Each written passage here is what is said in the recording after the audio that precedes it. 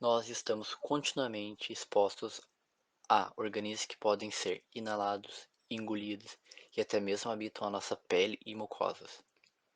Caso esses organismos consigam penetrar e causar doenças, é resultado tanto da patogenicidade desse organismo, ou fator de virulência, quanto da integridade do mecanismo de defesa do organismo hospedeiro.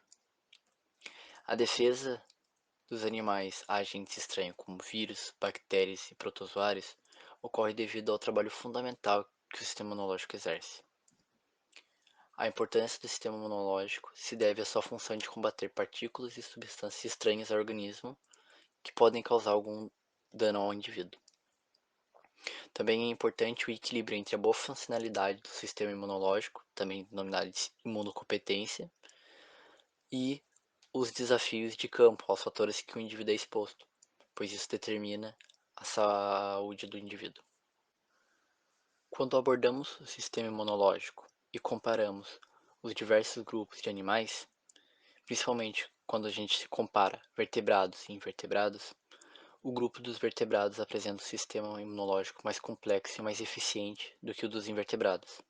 Isso se deve à estrutura do sistema imune dos vertebrados, que abrange diversos tipos de barreira, além das que são apresentadas no sistema imunológico dos invertebrados. Além disso, dentro do próprio grupo de vertebrados, há presença de peculiaridades que serão mostradas em breve. Quando abordamos o sistema imunológico dos vertebrados, na maioria dos casos, se encontram dois tipos de imunidade: a natural e a adquirida. A imunidade natural é formada por barreiras físicas, químicas e celulares. As barreiras físicas incluem a pele e as mucosas. As barreiras químicas incluem substâncias produzidas por células especiais. E por fim, as barreiras celulares são nada mais nada menos que células especializadas em combater partículas estranhas, denominadas também de antígenos. Já no outro tipo de imunidade, chamada de imunidade adquirida, há um conjunto de células especializadas denominadas linfócitos. Existem no geral dois tipos de linfócitos, os linfócitos B e os linfócitos T, que, resumidamente falando, combatem de maneira mais complexa, além de identificar os antígenos, criando uma certa memória em relação a estes. Dentro dos vertebrados, há diferenças entre os sistemas imunológicos dos agnatas para os demais grupos de vertebrados. Os agnatas não produzem imunoglobulinas, utilizando de outras moléculas para agir contra os antígenos. É com os gnatostomados que a imunidade adaptativa surge. Há uma teoria que sugere que houve uma invasão de uma série de transponsons em uma sequência responsável pela produção de IGs, e isso possibilitou a diversificação das estruturas e funcionalidade das IGs, podendo combater diversos antígenos. Como mencionado anteriormente, os gnatostomados possuem um sistema imunológico mais complexo e com mais variedade de mecanismos.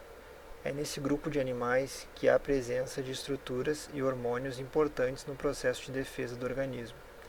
Isso não significa que os demais animais não possuem essas estruturas que modulam a atividade do sistema imune, mas sim que os gnatostomados possuem mecanismos mais complexos. Dos hormônios envolvidos na resposta imunológica, pode-se citar a citosina, hormônios esteroides e hormônios de tireoide. Uma estrutura importante diretamente ligada ao sistema imunológico é a glândula timo, que tem como função a maturação dos linfócitos através de um hormônio chamado timosina.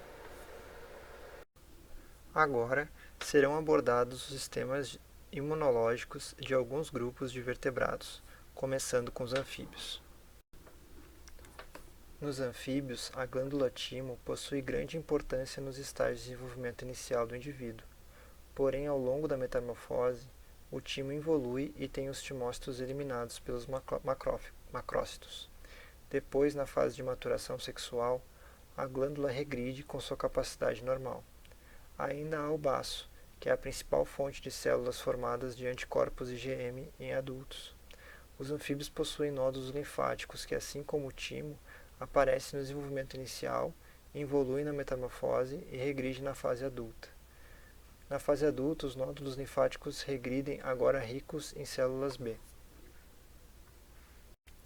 Falando um pouco sobre o sistema imunológico dos répteis, eles tendem a ter uma ampla resposta de imunidade inata, seguida pela imunidade adaptativa mais moderada. Um detalhe importante: os répteis são ectotérmicos, e por conta disso, a atividade do sistema imunológico é fortemente afetada pela temperatura. Sobre a resposta imune inata em répteis, ela abrange um grupo diverso de moléculas e células que incluem leucócitos não específicos, lisozimas e peptídeos antimicrobianos. A resposta adaptativa envolve células T e células B. No entanto, as respostas humorais dos répteis são muito menos robustas do que as respostas dos mamíferos. Assim, os répteis podem depender mais fortemente da resposta natural dos anticorpos a respostas adaptativas mais lentas. Pode, pode ser porque os répteis não têm nódulos linfáticos e não formam centros germinativos. Possuem imunidade inata. A primeira linha de defesa imunológica reptiliana começa com a barreira física de uma camada externa dura e queratinizada da pele para prevenir a entrada de micróbios. Se um patógeno potencial violar essa barreira, o sistema imunológico inato pode ser acionado para responder. Aí entra em ação os leucócitos em répteis, geralmente funcionam de forma semelhante a seus homólogos de mamíferos e auxiliam nas respostas inflamatórias. Os leucócitos não específicos identificados em répteis são macrófagos, monócitos, basófilos e eosinófilos. Os macrófagos e os monócitos são células fagocíticas, capazes de processar e apresentar antígenos e estão envolvidos na liberação de citosinas. Eles podem também produzir óxidos nítricos, que é tóxico para bactérias e parasitas intracelulares. A função dos leucócitos reptilianos é extremamente suscetível à temperatura. Sobre a imunidade adaptativa, como mencionado, os répteis não têm nódulos linfáticos e não se formam centros germinativos, aludindo a um possível papel diferente das células T em répteis.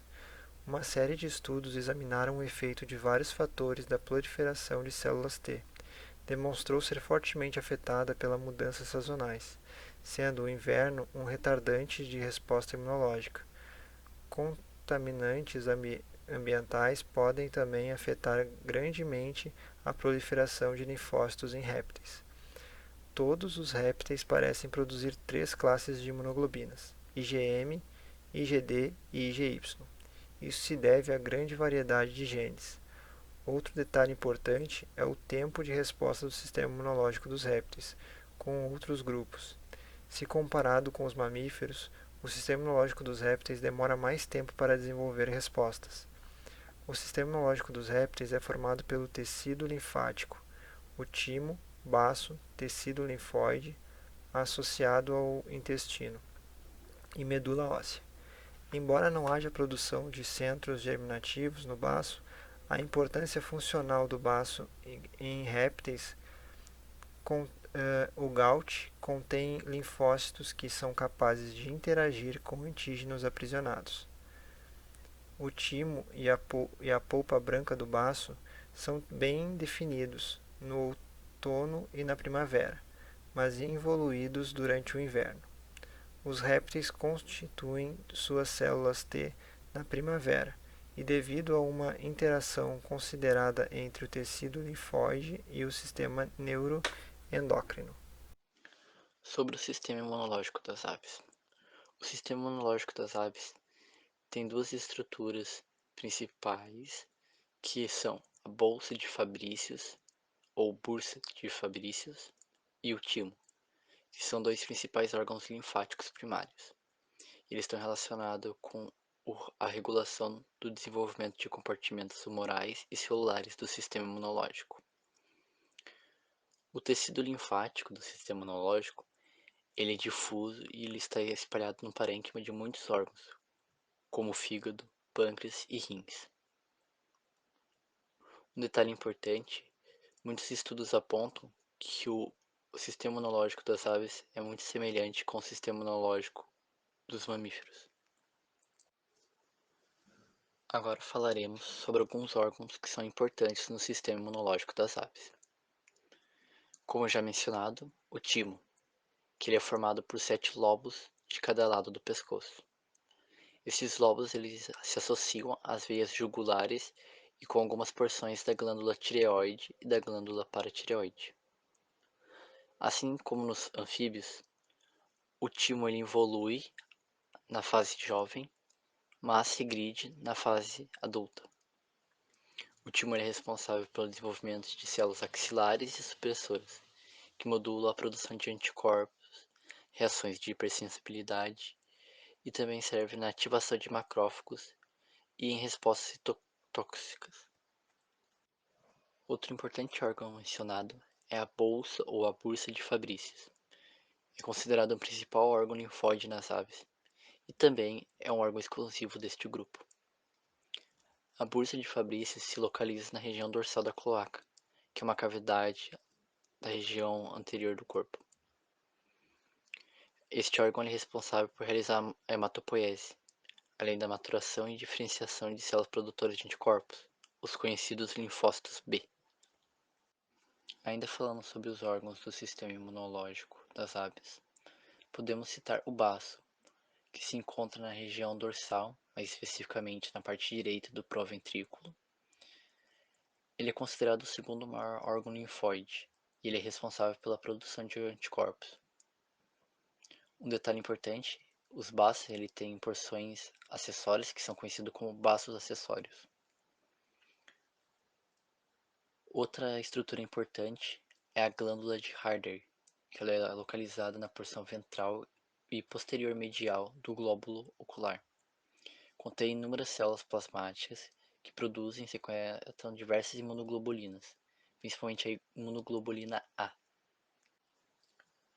Outra estrutura importante do sistema imunológico das aves são as tonsílias secais, localizadas na parede interna voltada para o seco, em uma junção denominada iliocecal. Ela possui uma importância pois produz anticorpos e também armazena células T e células B.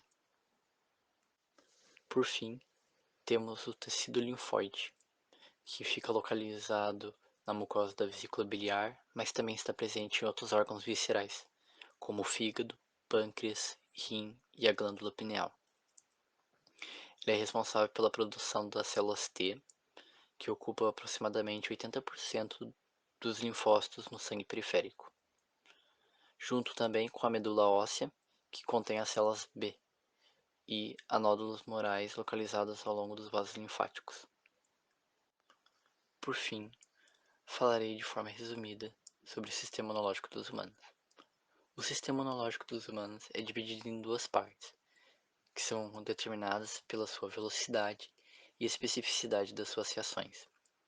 Essas duas partes recebem o nome de resposta inata e resposta adaptativa, embora que na prática tenha muita interação entre essas duas partes. A resposta inata ela é muitas vezes usada para incluir barreiras físicas, químicas e microbiológicas, mas também abrange elementos celulares, como os neutrófilos, monócitos, macrófagos, citocinas e proteínas de fase aguda, que fornecem uma defesa imediata para o indivíduo. Já a resposta adaptativa, ela é um pouco diferente. Ela é precisa, mas leva vários dias ou até mesmo semana para desenvolver uma resposta adaptativa. É aquela famosa resposta que tem memória, onde o organismo registra aquele antígeno. De modo subsequente, quando o organismo ele tem uma exposição a esse mesmo patógeno anterior, a resposta é mais vigorosa e mais rápida, pois consegue acessar o sítio de infecção com maior facilidade.